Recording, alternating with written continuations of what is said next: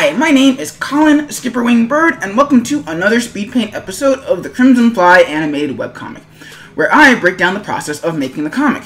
Today's music is Cloud 9 by Velasco. You can check out a link to download them in the description below or in the cards.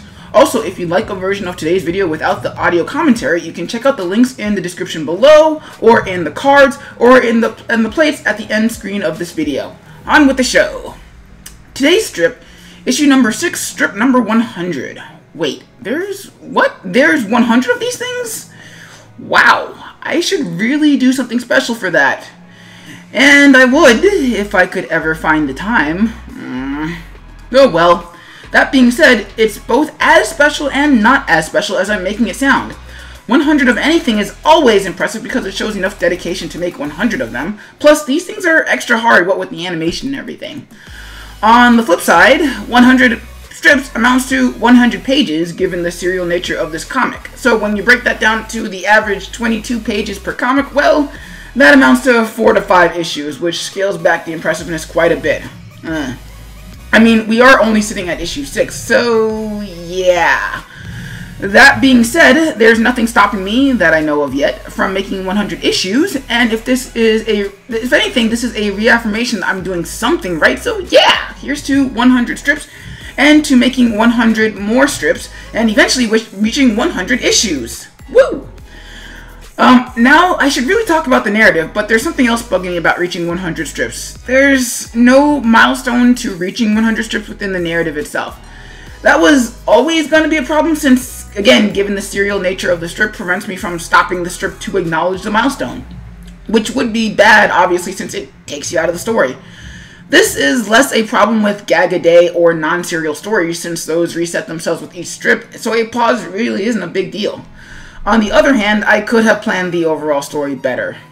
On the other hand, could I really have? And given the tone of what's happening in today's story, should I really have? Speaking of today's story, well, today's story sees our main character crawling home from the events of this issue's flashback, where their legs gave out and they were unable to intervene in the arrest of their older brother. Why the crawling? Why didn't their legs last longer? Well, admittedly, part of that is rule of drama, setting up a sense of guilt in the character that if only they'd done something differently, well, everything would have turned out okay. This also creates a sense of wistfulness in the audience because most of you are already imagining scenarios in which the events of this strip could or would have turned out differently. Leave your theories in the comments. On the science side of things, well, remember how our hero was in a wheelchair at the beginning of the story? They've never used their legs in any meaningful way. A little bit of adrenaline isn't going to change any of that. And as soon as the danger passed, well, the legs went back to not working. And there's going to be a lot of DIY therapy involved in getting them working again. As for the fridge logic of nobody helping a kid crawling around on the ground, well, remember that line, it was late? It's really late. Like 2 p.m. late. Nobody's going to be out on the streets, and anybody who is probably shouldn't be. No one's even around to help the Crimson Fly home, and even if they were, the Crimson Fly isn't about to accept their pity, even if it isn't since, you know, their legs don't work. So the Crimson Fly crawls the entire way home. Kinda sad, huh?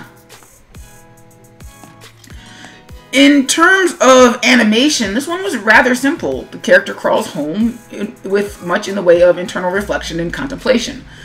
Amusingly, this meant that I had to animate 3 different crawl cycles. Fun, sarcastically speaking.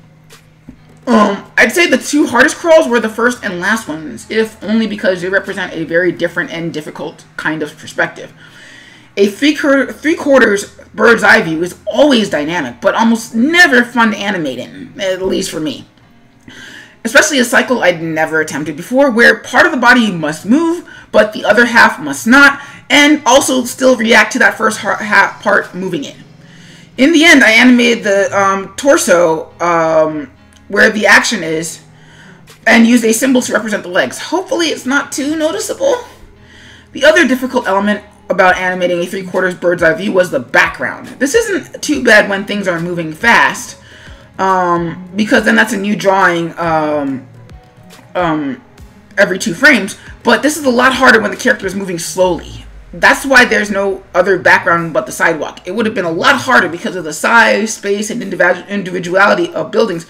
Would have meant a lot of logistical headaches I wasn't prepared to deal with, nor did I have time with to deal with them, beat deadline and all that. So I cheated.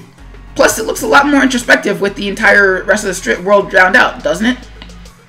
As for the third cycle, this was different for much of the same reason, but only from a 3/4 worm's eye view.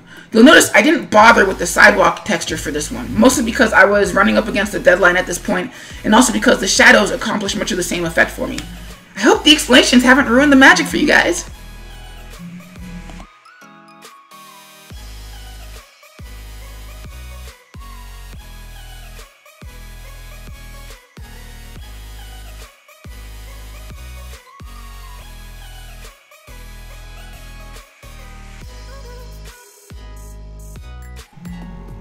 And that's it for today's video. Please leave your thoughts about today's strip and today's video in the comments.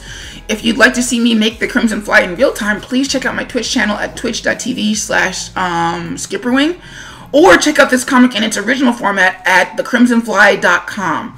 This is Colin SkipperWing Bird signing out, and I'll catch you peeps later!